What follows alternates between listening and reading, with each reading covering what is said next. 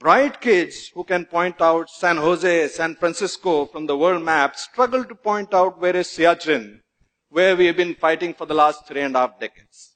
I'm sure you guys all know where Siachen is, right? It's only those kids who don't know.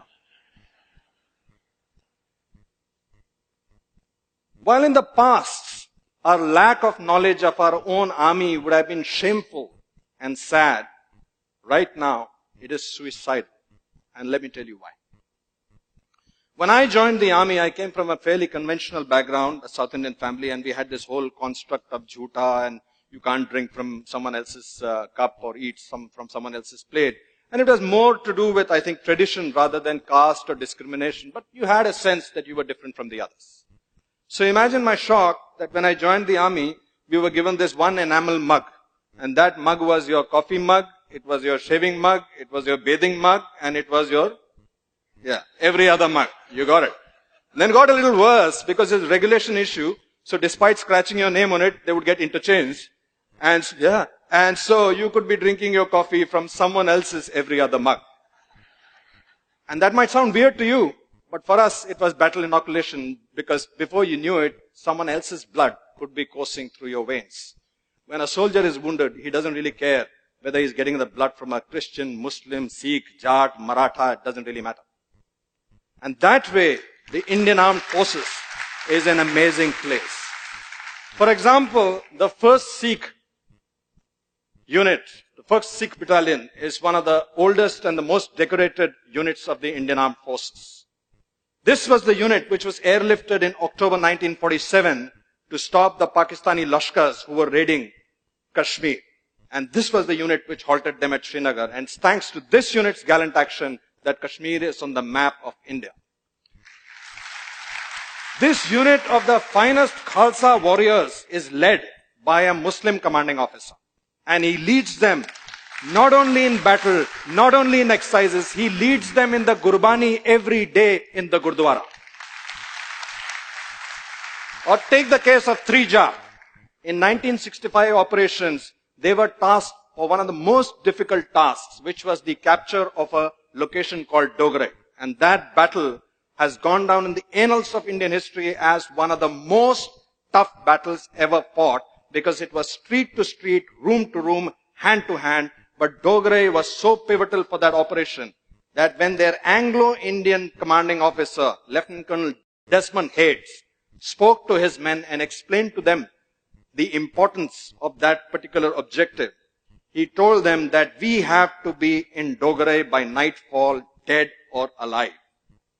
And after giving them the briefing, he asked his Jat troops in his clipped Haryanvi, Susre, aaj raat ko 3 Jat kahan hogi? And the troops shouted back, Dogre, Dogre. He wanted to make sure that the troops understood that the mission was larger than the leader. And then he asked them, Oh Susre, agar Shio Saab ne goli lagi, to phir kya karoge?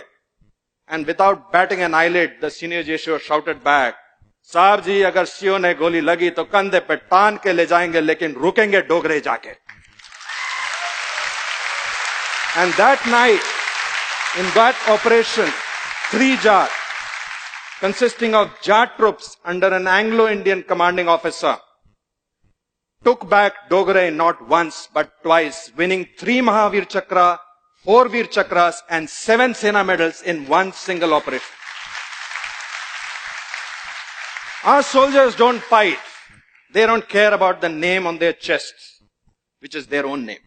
They care about the name on their shoulder, which is their Paltan's name. Once they join the unit, if they join a Gurkha unit, they become a Gurkha. If they join a Maratha unit, they become a Maratha. They become a band of brothers. They really don't care about caste, creed, gotras, religions and all of that stuff. And I think, my sense is it's not just the army that feels that way. Some of you may remember in 1992, in Parvanu, in the timber trail, there was this cable car which broke. And it was dangling by a cable. And there were many souls who were trapped inside it, and they were going to plunge to certain death. There's a beautiful story of a Hindu woman who was trapped inside, and she was praying to her gods to save her. And before a little while, they heard the thud of a chopper coming, the thud of a hepter coming in. And that hepter was being flown by squadron leader Pali Major, who went on to become the air chief of the Indian Air Force. And from that hepter, the para-commando, first para-commando unit, a legendary para-commando, Captain Ivan Krasto, slithered down and entered into the cable car and saved the lives of the people inside. Now here's something really funny.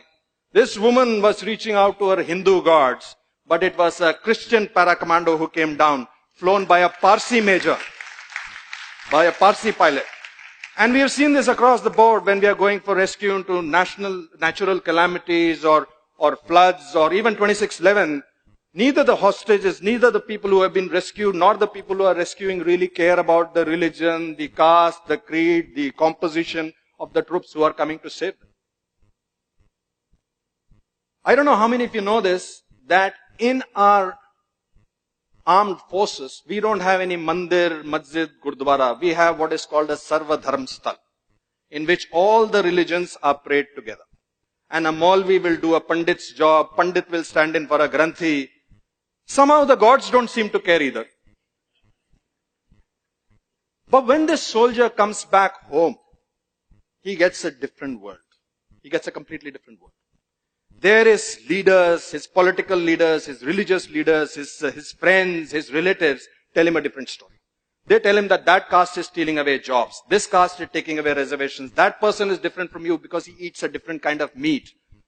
They tell him that you have to be our caste first and an Indian later. Ladies and gentlemen, soldiers don't fight with weapons. They fight on a moral high ground. Soldiers don't go into war because they hate the enemy in the front. They go to war because they love their countrymen in the back.